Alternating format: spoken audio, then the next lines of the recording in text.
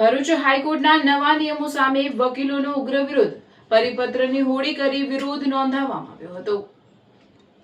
ગુજરાત હાઈકોર્ટના નવા નિયમો સામે ઠેર ઠેર વિરોધ જોવા મળી રહ્યો છે, ત્યારે ભરૂચમાં પણ વકીલોએ આ અંગે વિરોધ નોંધાવી નવા નિયમો પાછા લેવાની માંગ કરી હતી। ભરૂચ સહિત ગુજરાતના વિવિધ બાર એસોસિએશન દ્વારા ગુજરાત હાઈકોર્ટના A4 સાઇઝના પેપર અને નવા ફોન્ટ લિપિના નિયમો સામે વિરોધ નોંધાવવામાં આવ્યો છે। હાઈકોર્ટના પરિપત્ર મુજબ નવા કેસોના ફાઇલિંગ માટે A4 સાઇઝના પેપર અને નિર્ધારિત ફોન્ટનો ઉપયોગ ફરજિયાત કરવામાં આવ્યો છે। સ્થાનિક સ્તરે ટાઈપિંગ, પ્રિન્ટિંગ અને ફાઇલિંગની જરૂરી સુવિધાઓ ઉપલબ્ધ ન હોવાથી આ નિયમોનું પાલન કરવું મુશ્કેલ હોવાનું વકીલોએ જણાવ્યું હતું, જેના વિરોધમાં ભરૂચ સહિત અનેક જિલ્લાઓના વકીલોએ કોર્ટની કાર્યવાહીથી અલિપ્ત રહી હડતાલ પાડી હતી। ભરૂચમાં વકીલ મંડળના સભ્યોએ કોર્ટ સંકુલની બહાર એકત્ર થઈ હાઈકોર્ટના પરિપત્રની હોળી કરી ઉગ્ર વિરોધ વ્યક્ત કર્યો હતો।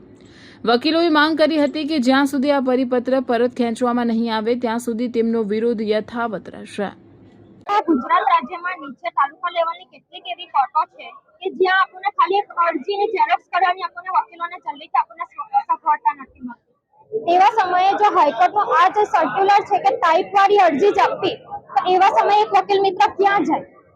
તો આ અમારો જે વિરોધ છે દરેક વકીલ મિત્રનો, એ કોઈ હાઈકોર્ટ વિરુદ્ધ કોઈ સખ્ત વિરોધ નથી, પરંતુ અમારા વકીલાતનો જે વ્યવસાય છે એની ગરિમા સાચવવા અને જાળવવા માટેનો આ વિરોધ છે। ભરૂચ ડિસ્ટ્રિક્ટ બાર એસોસિએશન તથા ગુજરાતના ઘણા બધા વકીલ એસોસિએશને આજ રોજ જે હડતાલ પાડી છે તે આ એકલા વકીલોની હડતાલ નથી, આ પક્ષકારોના હિત માટેની હડતાલ છે।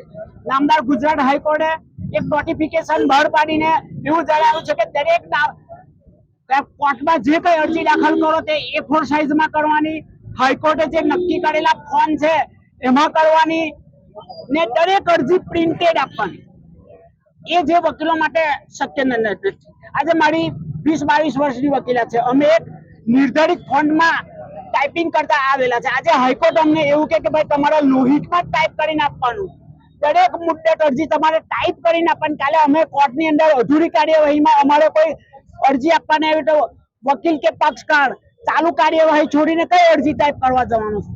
એટલે અમારી આ હડતાલ નામદાર હાઈકોર્ટ ને એટલા માટે છે કે પ્લીડિંગ તો ઠીક છે, પણ જે અરજી છે ચાલુમાં જેને કોઈને જામીન આપવાના હોય તે બધા કાગળ છે, એટલે અમુક કાર્યવાહીમાંથી વકીલોને મુક્ત કરવામાં આવે, આ નોટિફિકેશનમાં સુધારો કરવામાં આવે ને જો આની અંદર સુધારો કરવામાં આવશે તો વકીલો કરતા પક્ષકારોને આમાં બહુ મોટો ફાયદો થાય છે। આ અમારી હડતાલ પક્ષકારોના હિત માટેની હડતાલ છે।